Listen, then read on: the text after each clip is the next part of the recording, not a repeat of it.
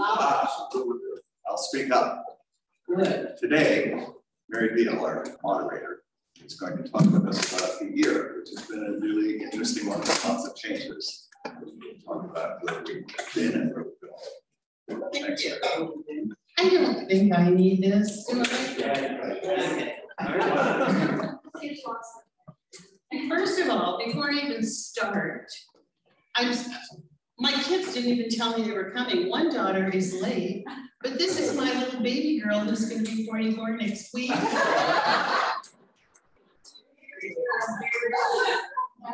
Grew up in the church, grew up singing and going to Sunday school and all that. Anyway, I love that you came. What's her name and where's she from? Her name is Mandy Parks. And she lives in Redlands. And you know, when I'm always saying I'm going out to Redlands, and you people are saying, why would anyone drive to Redlands? Well, that's the reason. They have a lovely life out there. She has a fabulous husband and 2 adorable grandchildren who love me to death. So Mandy, when you introduced your mom, you always announce her age too?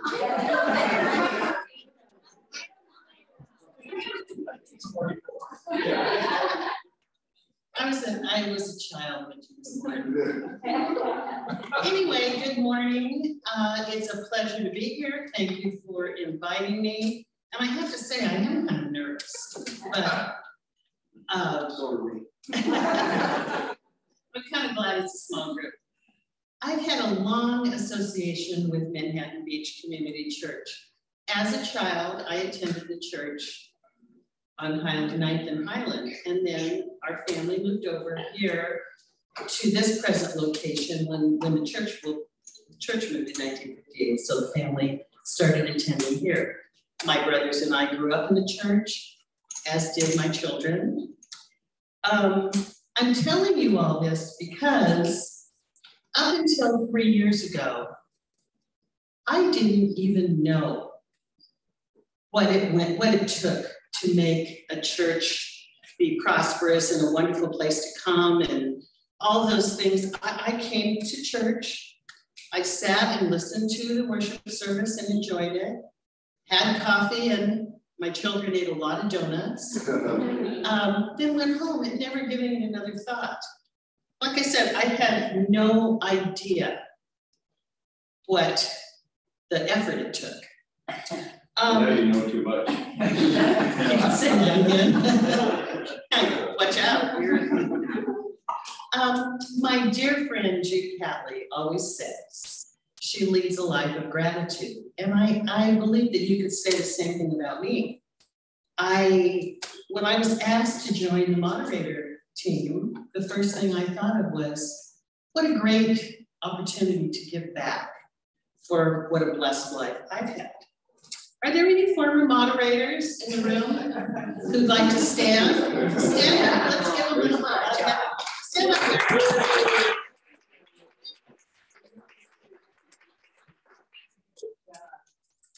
Anyway, I asked some former moderators, what's this going to be like? I mean, what should I know? And they said, oh, you have a management background. It'll be easy. You just do a couple of meetings a month and, you know, no big deal.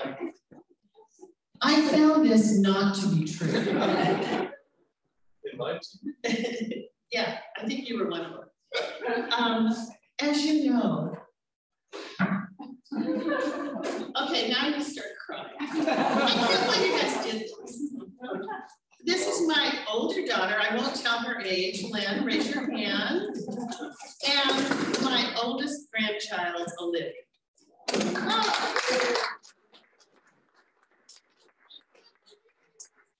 Yes. We know she's over 44 years old. Yeah. She's actually 47 and same age as Aaron Barber, and they were dear friends, and Eric Weiner. You know, yeah, I mean, there are a bunch of them. Yeah. Oldies, yeah. Okay, I'm going to try to get my composure back here. I can't believe you guys came. So where do they come from? Oh, they come from Los Angeles. They live in they live very near Pasadena. Would you say Pasadena? Yeah, and they live in, I can't remember where you live. There's a place that Jack, the columnist, wrote about Mount Washington. They live in Mount Washington. It is the cutest little area you've ever seen. And see, I remember. Oh, I'm feeling so flustered. This wasn't. Okay, back to what I was saying. I found this not to be true. As you know, we've had some really tough, very tough challenges this year. And the moderator's job is complicated, time consuming, and it doesn't pay very well. That being said, having this position has really given me the opportunity to understand some really special and wonderful things that you probably all know. Maybe I knew, but I don't know, they just came to light. And as I said, we have faced a lot of challenges, but in facing those challenges, what I discovered is we're a group of congregants who love and respect each other and have come together through any kind of adversity or challenges, making decisions together on what's best for Manhattan Beach Community Church that we all love very much. So that's one of the things that came out. Another thing that I learned, and again, I should have known this, about all the congregants who tirelessly volunteer their time and effort, again, making decisions that are based on what's best for our much loved Manhattan Beach Community Church. And I'll be talking more about those volunteers in a little while. I also learned, and again, knew but never thought much about it, all the paid staff we have who work so hard to make everything run smoothly for Manhattan Beach Community Church. And I'd like to recognize, I don't think Mike's here. I'd like to recognize the new guy on the block, Reverend Mike Spitters. Our Minister for Faith Formation is here, Reverend Sylvia Miller. A very important job is the business manager. And as you all know, John Fitzgerald is gone. Lori Sakai has graciously stepped in, and she's working so hard to fill that position until we are actively seeking a permanent person. But Lori she's saved our lives. She's fabulous, and it's a really integral part of that job. It's an integral part of our church. We have a director of music, Pat Edwards. We have an organist of 24 years, Lee Lassiter. And now, I don't know how many of you know this, but Lee gave us notice last Thursday that she is going to a church that is closer to her home. And so after 24 years, it's an opportunity. It's what she wants. She's sad to leave us. We will be having her last Sunday is the 11th. So we'll be having a little reception. I hope all of you take the opportunity to thank her for her 24 years of service. So anyway, that was a surprise last week, and we will be actively looking for a replacement for Lee. We have an accompanist at Lambert, office assistant Lynn Coulter. We have a new AV tech, Nick Gerlitz, and then we have the fabulous Kevin Humphrey. This guy really makes the magic happen around here. Thank you, Kevin. We have a new maintenance supervisor, Robert Questa. Well, I don't know Robert real well, but I've heard wonderful things about him. We have a Sunday school assistant, John Choi, and we have nursery attendants, Cassandra Fernandez Barron, and Riley McIntyre, who is a granddaughter of John. And then we have the person who knows all, who's seen it all, and still sticks around, our senior administrator, Nancy Cross.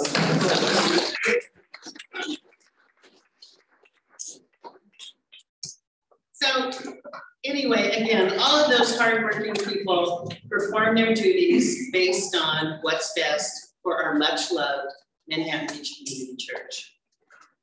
I've been thinking about some major events that have happened, and two that come to mind are the fact that we were able to come back after COVID, and now we have in worship in the sanctuary in person, which has been a huge milestone, bringing us all together. And as the COVID risks have declined,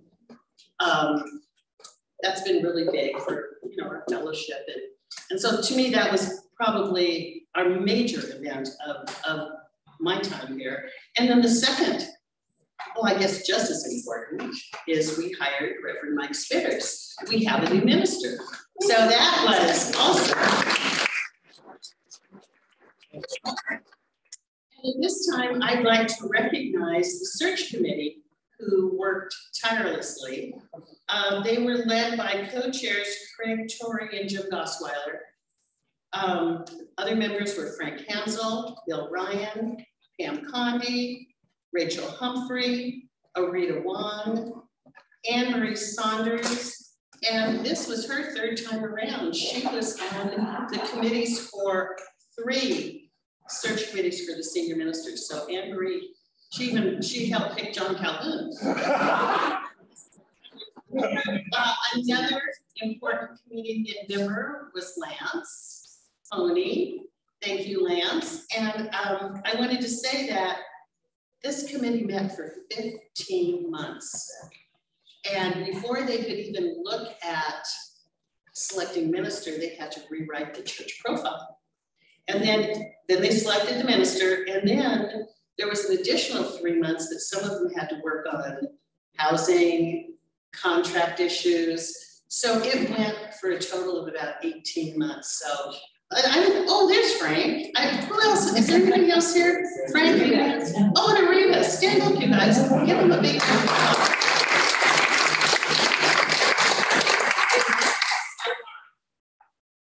Okay, back to volunteers. And I have a couple handouts. I'm not like Lance, who knows how to do all that stuff. Just share, I don't have a lot of them, but just pass them around. And, you probably don't need them. Say you don't need them.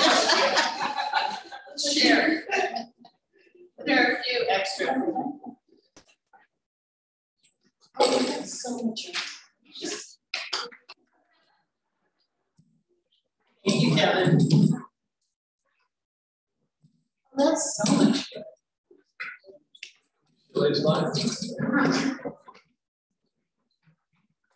Thank you. Okay, we have an executive board, which that's one of the moderators' jobs. We have a meeting the 4th Tuesday of every month. I lead the meeting, and the boards come together with also some committees, and we discuss all kinds of things and move forward with whatever. But before I talk about the boards, I'm going to talk about, do you see the name Connie Boswell on there for clerk? It's up with the moderators in the corner. There should be, yes. Connie is the clerk. Not only does she's responsible for all the minutes for the meetings of the executive board, but she is also responsible for meetings, minutes for all official church meetings. If we take a church vote, she keeps the official vote, the count. She also is in charge of the minutes for the annual meeting, which is a huge job. And so she's probably getting ready to sing with the choir. But anyway, Connie's fabulous. Then the other 2 people I'd like to recognize are my fellow moderators. Rob Barber is, I always get this confused. I think you're the associate. I know he's in the on-deck circle for next year. And Laura Lynn is the assistant. And we've worked so much together. I'm so proud to be part of our team. We're always there for each other. We certainly make decisions based on what's best for our much-loved Manhattan Beach Community Church. And I want to thank my moderator team from the bottom of my heart. I don't see Laura, but Rob, stand up.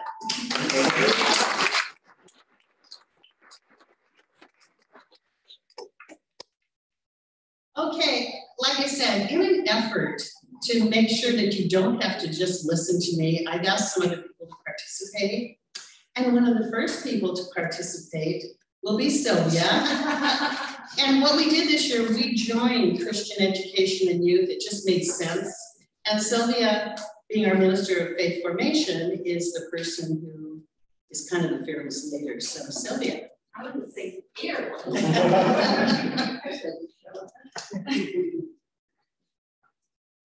Hello, can you guys hear me okay? Can you hear me on the screen okay? Shout out to those who are in their pajamas watching at home. Lars and Sheila's group and Nancy, not Esther, I see her here. So, hi, want to make sure you guys can hear me. So yes, this has been a year for sure. And we did combine the youth and CE boards. So now we have one meeting where we can talk about everything rather than two meetings where we're crossing over each other and scheduling. So it's really made a lot of sense. Also, I don't know if you know, but a lot of families are comprised of youth and children. So working together to make sure that we have a program that fits together has kind of been our goal with that new group. So children, youth, and family ministry is very different than it was even when I was a youth, 5 years ago. So we live in a different world. Schedules of the youth and the children are much different. I just had lunch with Jackson yesterday, much different than when we were kids. Things look different, expectations are different, pressures are different. And so we have to be different. We have to approach ministry differently than it has been done in years past. I've been attending workshops and lectures and everything to try to figure out, as we are walking into this new world, what does that look like?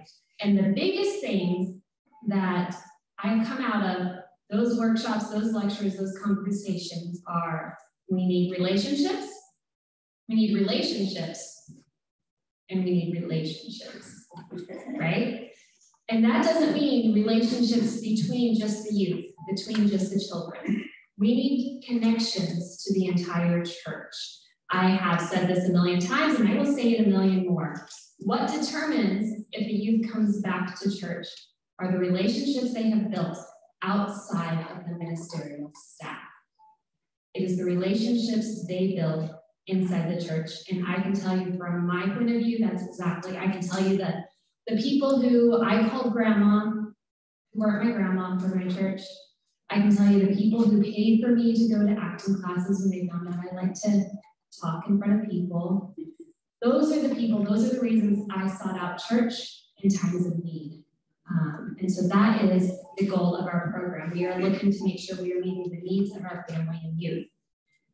So one of the big things that I love and will continue to work for are intergenerational relationships, storytelling, both the youth telling their story, but the youth also hearing the stories of those in the church. That is very important to building those relationships. But also, we have a very rich history called the Bible and telling those stories, right? There are lots of depths and understandings to be had, but at first they need to know those stories. So our Sunday schools, we have a elementary and a junior high Sunday school right now, are focused on making sure the kids hear the stories. They can come back to them later in life. I know that was something, when I got into college, that was the first thing I needed, was to return back to those stories, and then I could reestablish what they meant in my life at that time. But if they don't know the stories, they can't do that. Creating worship spaces and meals where we can all be together. for example, our Thanksgiving dinner with Pacifica, creating spaces where we can invite in diversity. We can be youth families and older adults who are all sharing a meal together and talking about something we have in common or something that's very different in our lives around a shared meal. Jesus liked to share meals with people, and it wasn't just because he was hungry a lot, right? There's a reason that ministry happens around meals. So that's something that we work towards. I love providing food. I did college ministry for a while, and you have food and they will come, right? Another big project that I'm working on right now, and we're building together, a lot of this, by the way, is coming, Mike and I have had a lot of conversations about what we want the future of the church to be, but one of the things that I'm really passionate about is getting our kids involved in our social justice-oriented programs, or our mission programs, and I want to build relationships with organizations and go and help as intergenerational groups. I've already talked to the Social Action Board about how we can make this something that is part of our church DNA, where we have a Sunday where we go and we provide meals, or we go clean up bush somewhere for a camp because there's fires, that type of thing, where we're working together and we're building relationships among ourselves and with another organization. And making sure that our kids are connected at every layer of the church. One of the things that I've talked to Mike about wanting to get more involved with each of our boards. So that means me talking with diaconate board about making sure we have children and youth who are greeters and ushers and lay leaders. Working with social media, AD, special music. I want the youth and children to be a part of each layer of that. Even if that means we have to sit through 1 or 2 really bad saxophone solos. It's really important. I was that child up there banging on the piano. You couldn't tell what song I was playing, but memories, right? And then on top of that, making relationships within our families that aren't just children and youth. So right now we start a lot of groups for young adults. We have Soul Sisters, we have our young dads, and we have a group that I have called Mosaic. That's our 20 to 30-year-old group. And you may not know much about what's happening with them because we've only met like twice. We're still figuring out who we are and what we are. Our Soul Sisters right now, the plan moving forward this year is we'll have weekly meetings where we can socialize and go through a short meditation together. One meeting is during the lunchtime, or early morning, 11 o'clock, early morning for me, or at a happy hour, so we can make sure, because we have parents who work and parents who are stay-at-home moms, and make sure that we can accommodate for both. We're looking at special events, such as we had a paint and pour out here on the porch. That was a huge success. Or we had a Galentine dinner that we had a ton of fun in February. So we're looking at building more of those special events. And then we're talking about what it is that our hearts are drawn to in service. What might be our service projects moving forward. Young dads, I don't meet them often, but I know that they have been active and are still looking to try to figure out what they are going to be in the next few years. Social events and service projects have been a big part of their DNA in the past, and we hope so in the future as we move forward. And then right now, the Mosaic group, like I said, we've only met twice, and it's been over happy hour. But we already had 8 people show up to that event, 2 of which haven't walked through that church door ever. A couple of which haven't been here in years. And so we're really trying to provide a space where they can get to know the church again and reapproach what it is to be a member of the church, even if that means they're not here on Sunday morning. So we're just right now figuring out who each other is and what we want out of that group. So yeah, any questions? I'd like to know how long Deanne Johnson has been working with and supporting our youth program. Wait, she works with the youth? How many years? How many years, Deanne, have you been working and supporting her youth? Oh my gosh, that was when we started in place. Both of my girls. Yes, I know those. Okay. So at least 40 years, Amanda. 40 years.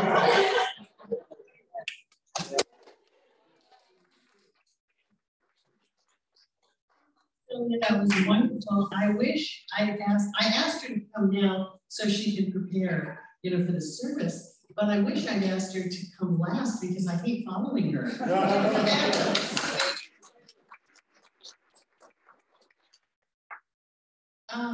Okay, here we go. I'm just going to start with. Well, I hope it's not boring. I mean, it'll be interesting, but I'm just really giving you back information that I collected. Our communications board, probably the biggest thing is they have broken the 500 followers threshold on Facebook, which is pretty exciting. They continue to attend events, take quality photos, share them on social media. They advertise big events like Christmas, Easter, Backpack Blessing Sunday, Homecoming. They launched a new website this year. And all of you, I've heard that he likes to be called Stephen, but I always call him Steve Cooper. Somebody told me Stephen, I don't know. Anyway, find Steve/Stephen and make an appointment to have your picture taken for our online directory. He'll be doing that this month. And they're advertising for when you can make an appointment. Okay, the diagonal board. Again, I didn't know what really they did. This has been such a learning curve for me. And their responsibilities are setting the atmosphere for the worship service, keeping things running smoothly, and they supervise ushers, acolytes, communion. They decorate the church for Christmas. This year they brought back the sunrise service on Easter, which we were all thrilled about, and we got on the news. The other thing I'd like to say and personally thank Gary Krenz and his group, when the moderators and Sylvia and Nancy Cross needed to fill the pulpit for 7 weeks during the transition period until Mike came, Diaconate just stepped up to the plate and did a lot of volunteering. We couldn't have had the services we had without them, so they were wonderful. Extension has continued to do the blood drives this year.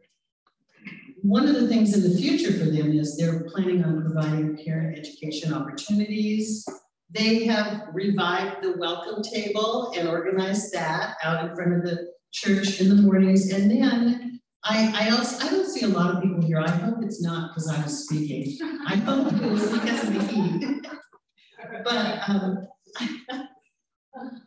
my best audience right over here. They're Humphrey. I'd like to thank Deb Dupree. She is totally the anchor of organizing the food for Homecoming Sunday. And that woman worked so hard and it was so successful. I mean, I know there were a lot of other people, but she really took over the food and that's a big job. Okay, social action. Again, they have coordinated fundraising to support 2 of the programs serving Ukrainian refugees. They are meeting with Family Promise to talk about current and future needs now that the COVID risks are diminishing. In the future, and when I was listening to Sylvia, one of the things they told me about is they're going to try to do a build for Habitat for Humanity. So I imagine that will be a nice thing to get the youth going on. They're going to be sponsoring the Cotton Candy booth at the Hometown Fair. They're going to be sponsoring the Alternative Christmas Fair. And last year they raised $12,000. And then a big thing that they decide and they do, and in 2021, we have over $20,000 in this fund.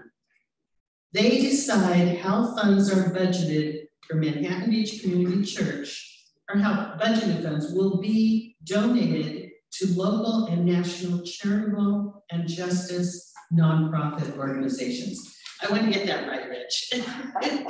But anyway, that's a key thing. And like I said, last year, we had $20,000 to do that.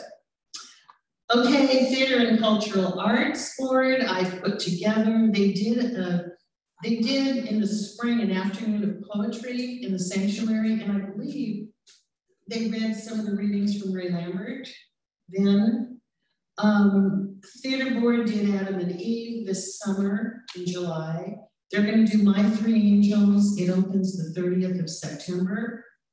And with the youth, the Theater Board is doing The Halloween Haunting on Devil's Island, which sounds really scary.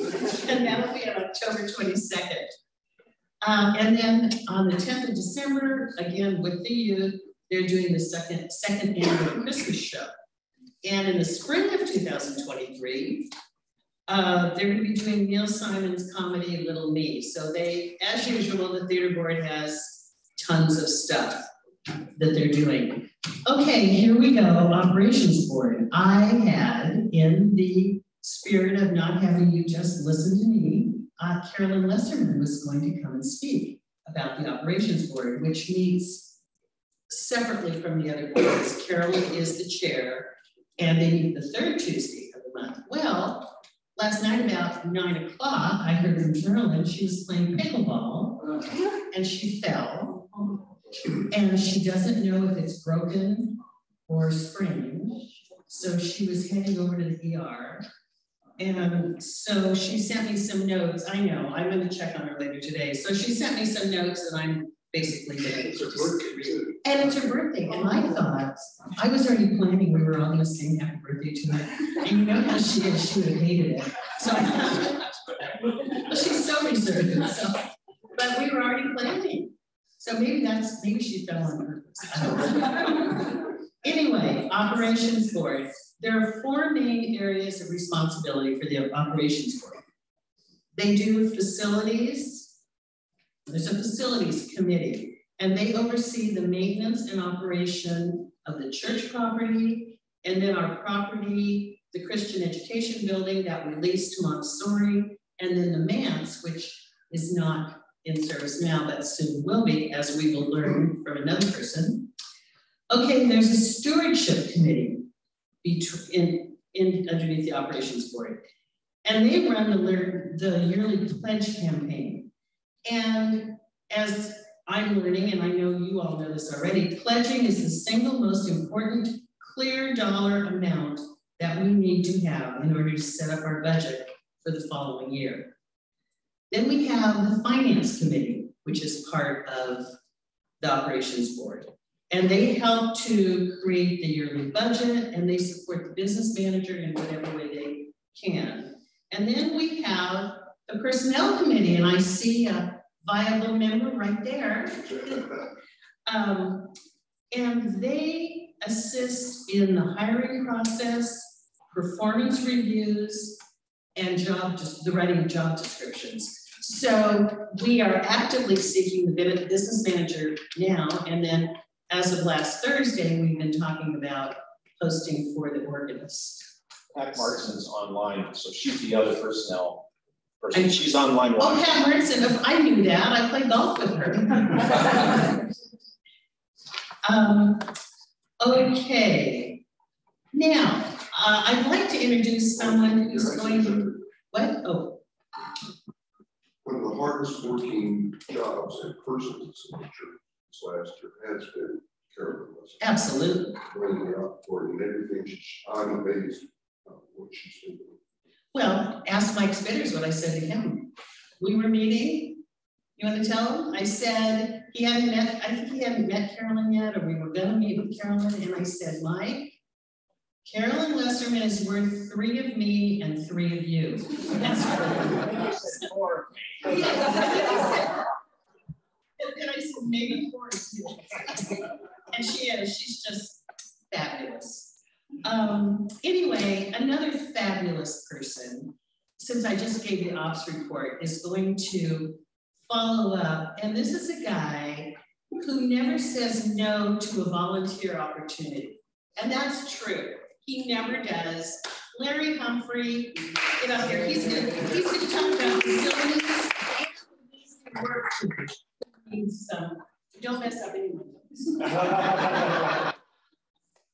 Have notes. I thought I was going to be up here for an hour and a half, so I've got slides and the whole thing. But then my wife is here, so she said, cut it short. My wife, Susie, John Calhoun, married she.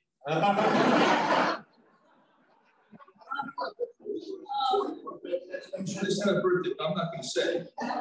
But John Calhoun married us 40 years ago. We first came to the church in '82, and we found the ad in the Beach Reporter, the Beach Reporter. And it was so funny because our former business manager, Norm, I was on the trustees board at one time. Norm says, "And we're paying this money for this ad. You know, I think we should cut it." And then somebody said, "Well, the Humphrey saw the ad. That's how they came." Okay, we'll keep it. Mary mentioned I'm on the facilities committee of the operations board, and obviously air conditioning falls under that. So, what do you guys think? Not so much. Okay. I want to, first of all, I want to say I'm grateful to Mary, Bob, and Laura. I had your job 25 years ago. Yes, I was 22. And what I learned was what you learned. And even though I've been on the CE board and done some trustee work, I wasn't aware of all the background stuff, everything that was happening in the background from people who did not want any recognition at all. And that was my key learning there. John Calhoun, I asked John, I said, "How do you stay so positive?" And he said, "Well, I don't have any expectations of the volunteers, of the people, the staff." I'm going, "Okay, that works." He says, "That way I'm never disappointed." I want to thank Kevin. He's already been thanked, but my favorite Bruin. He does a great job. Okay, Operations Board Facilities. One of the gentlemen that just graduated off the board in January, Dale Townsend.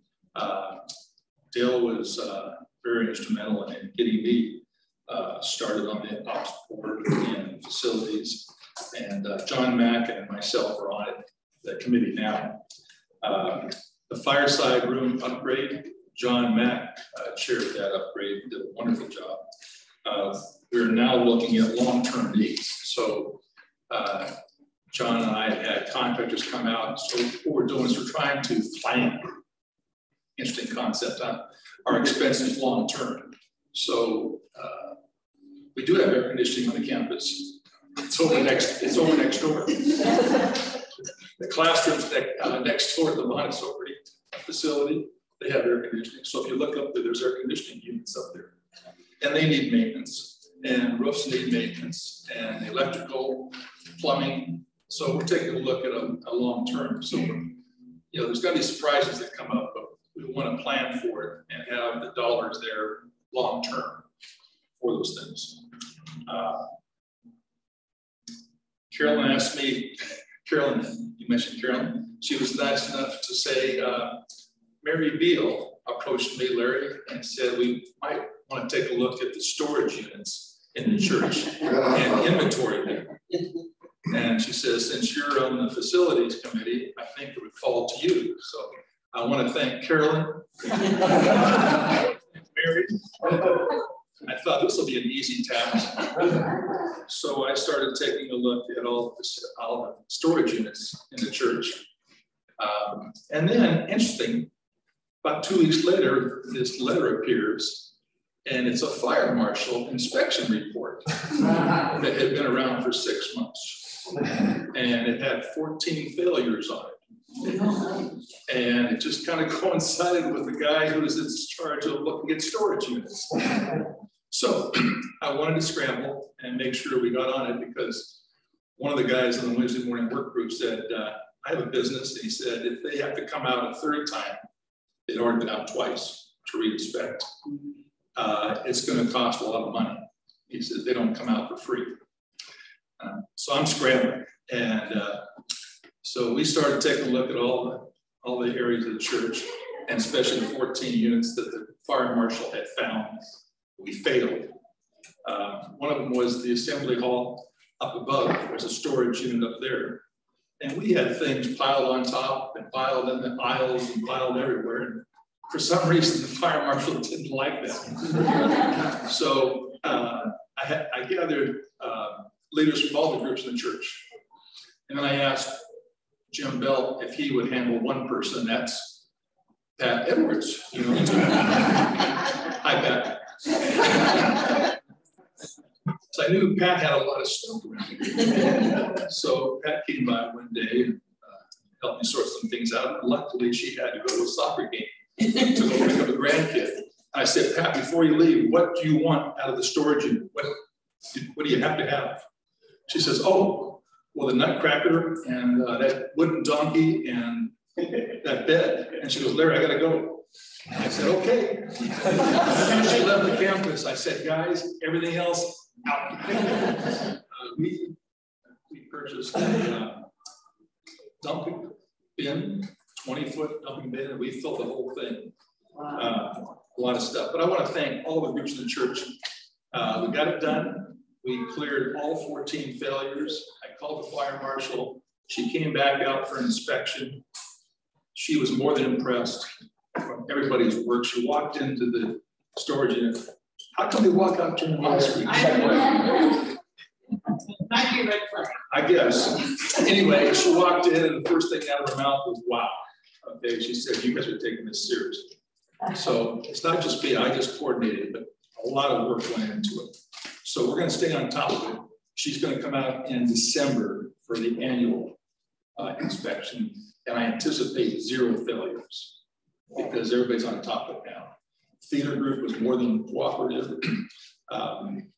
Steve, who chairs the the theater board, did a real nice job of getting his group together and knocking that out. So I'm real pleased on that. I mentioned the Wednesday morning work group. When COVID hit, I think Rob and I had just come back from a ski trip in March of 20. And I was working at Trader Joe's, thing came down. Susie said, with your asthma and age, she said, I think we should bail out. So I called the vice president and said, I'm taking a leave of absence. I said, I know this thing's gonna blow over. I'll be back to work. Obviously it didn't blow over. But I don't know how, but Jim Beall found out that I had taken a leave of absence. And the next day I get an email saying, hey, you wanna swing by Wednesday morning and work? And I did, and that was 2.5 years ago. And I don't miss Wednesday mornings. I always hear it, I love it. You talk about relationships, we have the best. John and I have been on it. And let me just mention the names. Jim does not mention the names when we're doing projects because he doesn't want to leave anybody out. Plus, he doesn't want to focus on one thing. Calhoun taught me that 25 years ago. Don't start naming names because you're going to forget somebody. But I think I've got this right. Jim Belt's our leader. We've got John Hugan, John McIntyre, Rick Farrer, Neil Kaya, Alan Duncan, he's the youngster of the group, Craig Torrey, Doug Carter, Dale Townsend, new member Mark joined us this last week. We also have a person that joined us that doesn't belong to the church. Corky Johnston, a guy I've known for over 20 years. He walks his dogs on campus, and one day Jim saw him, they got talking, and Jim says, oh yeah, we on Wednesday mornings, we get together and we do projects around the church. And he goes, oh really? So Corky joined us and has been with us now for over 2 years and doing a heck of a job. Yes, we've invited him to church events and like that. He did show up. The one time he did show up was when we had alcohol outside. Thanks, Corky, if you're watching. I also call these guys ambassadors because we have guests that come by. We have different folks, different organizations come by the campus. These guys are always welcoming people. We have parents dropping off kids at Montessori on Wednesday mornings. We go out of our way to be nice to them and accommodating for them to drop their kids off and such. So I consider them ambassadors of the church also. John, you had a comment or a question or some kind of input. You missed Gloria Johnson and Diane Carter.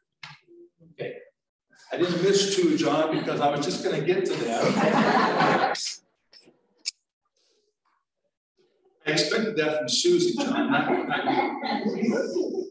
We also have treats at our coffee hour on Wednesday mornings, provided by Gloria Townsend and Diane Carter. Thank you, John. John and I will be reading up at the sanctuary this morning together, sitting apart. Real quickly, what does Wednesday morning work group get into? Obviously, I mentioned storage rooms, clearing that, trees, shrubs, lawns, painting. Mr. Townsend, who split for choir, has done a wonderful job. You might notice, if you haven't, in the sanctuary, we have the brick facade in front of the thing. Well, a couple weeks ago, we now have that painted white. Well, I should say off-white that blends in the walls. Okay.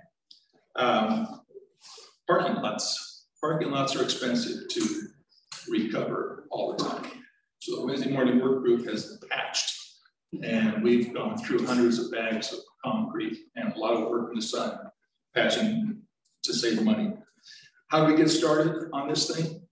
There's always been a Wednesday morning work group, but during COVID, obviously, church shut down, and we didn't need a landscaping group to come out here. Church wasn't going on. So we just kind of migrated into, well, why don't we take it over? And that whole thing is, how can we save the church more money and more money and more money? And that's how it's going. Sprinkler systems, that might be important, right, to save water. So we're really, really heavily into fixing and replacing all the sprinklers around the campus. We get up on the roofs, clean off all the pine trees. I now have a love-hate relationship with pine trees. Drains, we have the storm drains that come down the road. Doug Carter and I had a chance to look at it and say, I told Doug, I said, I'm usually the guy in charge of lifting those grates up and then crawling down in there and cleaning them out. I said, I'm getting old, Doug. I said, we got to figure something out. And he said, how about a screen? So now if you walk down the road, all 5 of our drains have screens over there. So it saves a lot. So we just sweep all the leaves up off the screen, keep going. I haven't had to go down. In fact, it's not so bad getting down, it's getting out of those things at my age. Last year, we cleaned out the manse, a lot of junk. Again, we had a 20-foot bin for a dumpster, and we cleaned that out. We set up the barbecues when we have a barbecue at church. The north walkway, we replaced all the handrails there and made them safe. Courtyard, mowing that, making sure that's going. We've got 2 new hose reels to water when they allow us to water again. We try to do it in a safety mode. We don't have anybody get hurt on campus on Wednesday mornings because we really go out of our way to work hard on that. Plus, the most important thing we want is the kids that are around the campus and obviously the members. We don't want any accidents out here on our campus. That's awesome. That's pretty much what I've got, Mary, on facilities. I tried it less than an hour and a half, so.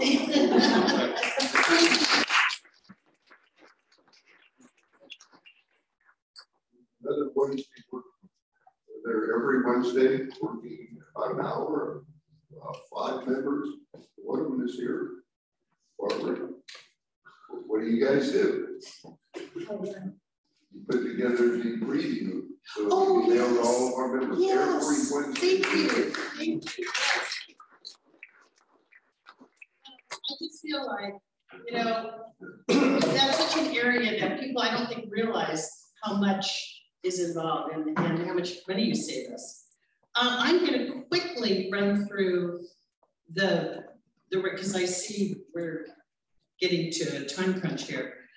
We have committees, not only boards, but committees. AD Adult Discussion Group is one of them. Thank you I don't see John here, Jim, but this adult discussion group has a different shared responsibility format. Instead of Jim Duffy doing everything, we've got some guys who are gonna share that.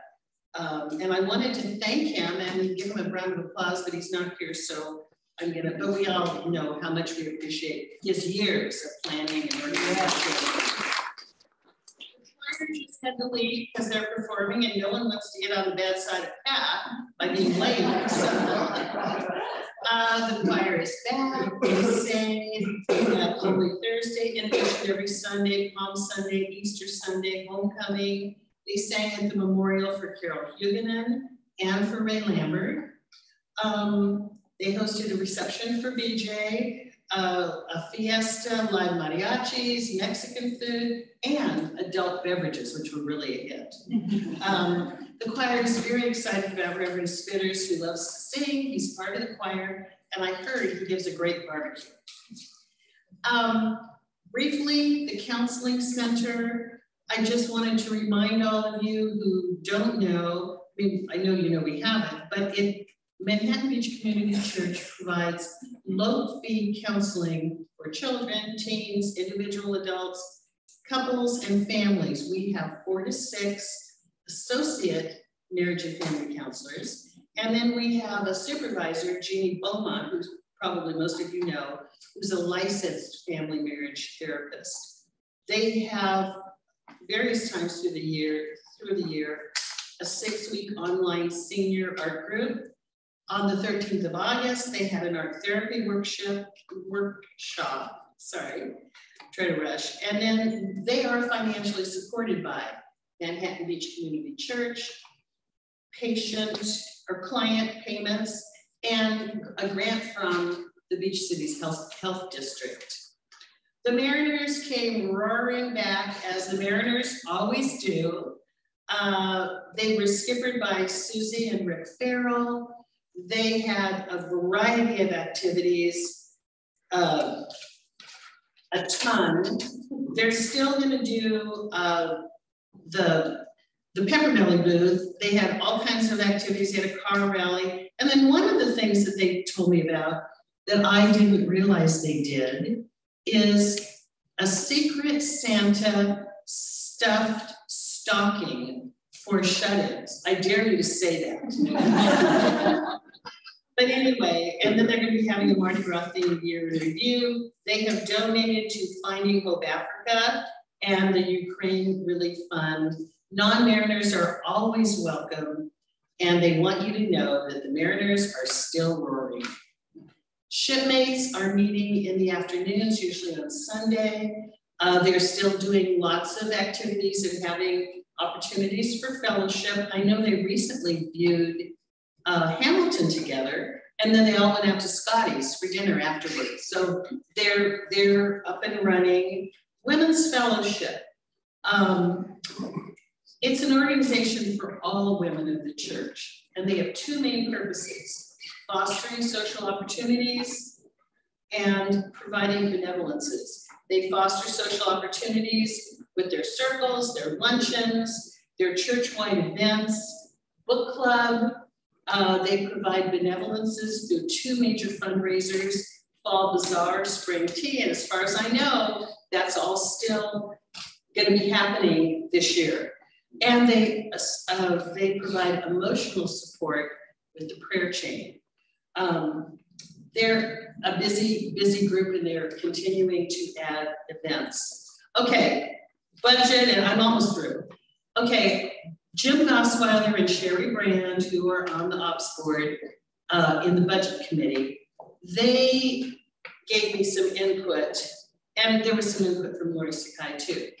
We are currently financially in a good place. Our income has been as projected, and our expenses are less than projected. They said, for the first half of the year, we are highlighted a little over budget for income. And that's due in part to more consistent meeting in person and receiving more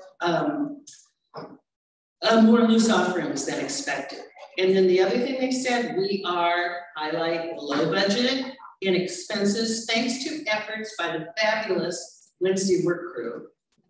And then a big thing that I, again, hadn't paid any attention to, in May, we passed our audit, receiving an unqualified audit report. And what that means is there were no findings or qualifications, and we passed with flying colors. So that was, yeah, that was really cool. Okay. The guy who was invited to get into lay leadership because he has a truck and he lives across the street from the church. Rob Barber's gonna tell you a little bit about the manse. How many cars do you have? So Jan, my first wife, first thing she says, keep it brief. So this will be brief. So Bruce Cook and I got wrangled into kind of co-chairing the construction of the manse, the reconstruction, if you will. Volunteer opportunity. Bruce is the brains of the outfit, and I'm the face man. So we make a good. First of all, how many people here have visited the manse?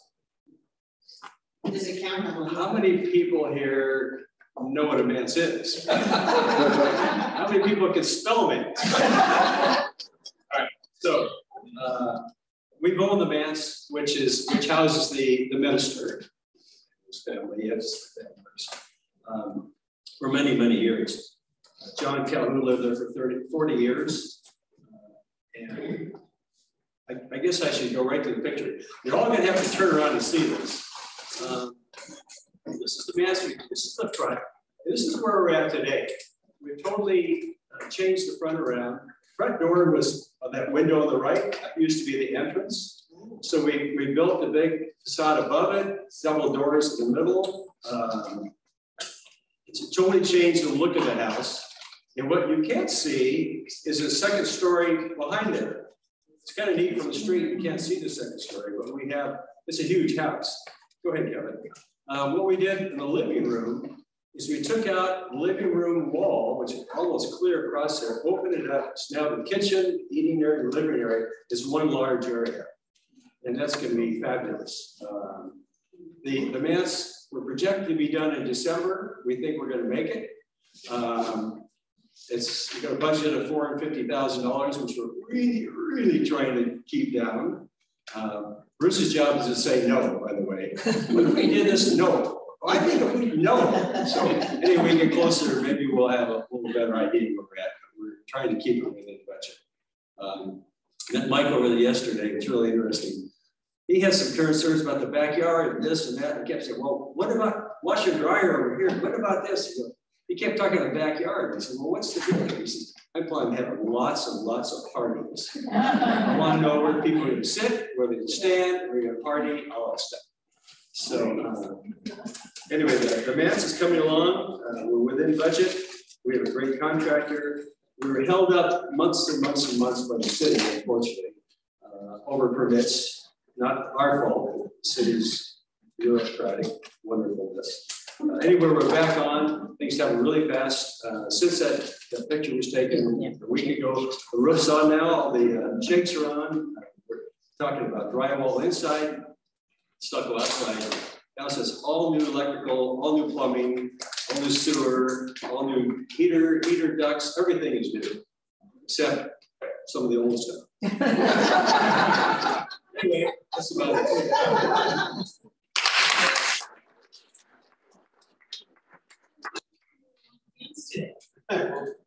For you. Yeah,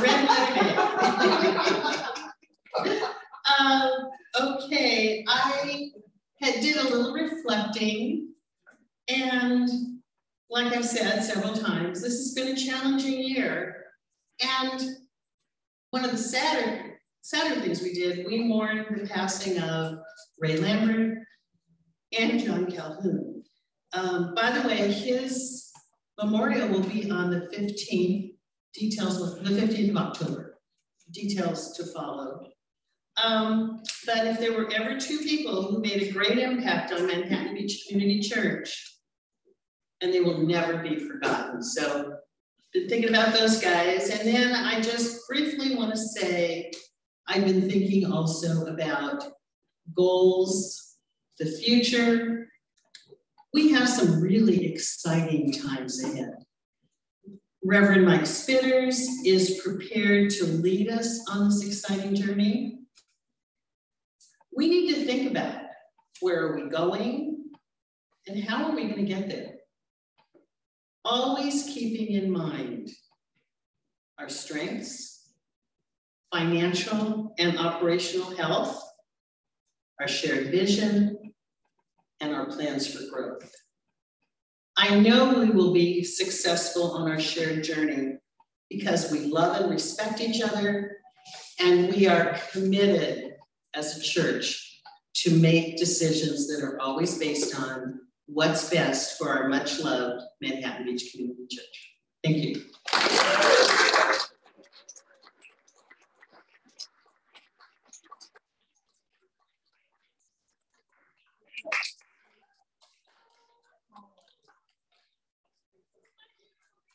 My oldest granddaughter. What? It was for Robin. Thank you, Olivia. Are there, we've been in this hot room long enough. Unless you have. Oh, one of yours. No, I am. I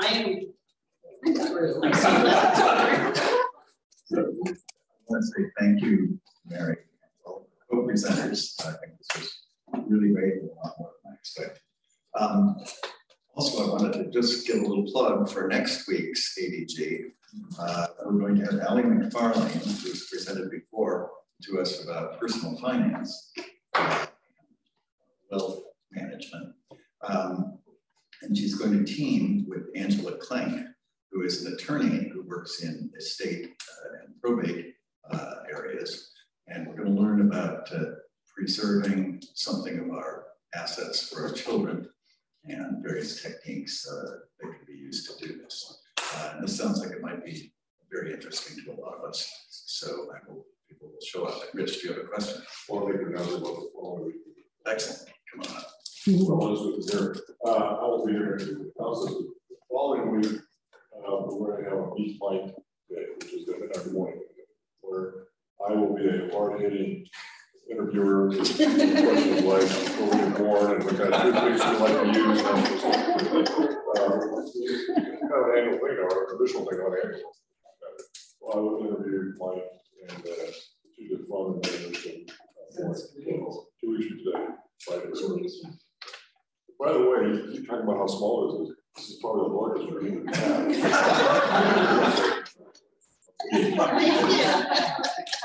Nancy Hesterberg. I just want to say, Mary Beall, thank you so much. So I was the moderator when Mary came on as assistant moderator. And the three of us worked really closely together. And I think Mary was like, what have I done? Absolutely. As we take on this job, you just don't realize things like fire failures. I mean, I'm sitting here, I didn't even know about that, right?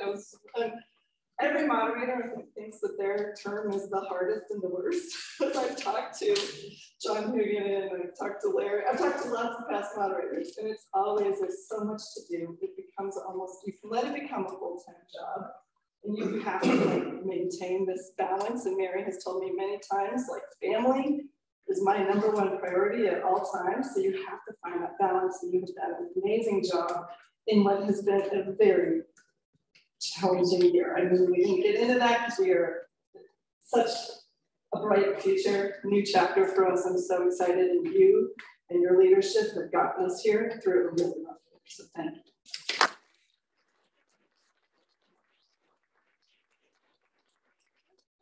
Nancy, you talked me out of it.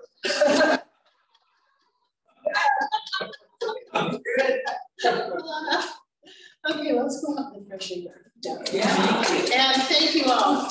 Thank you.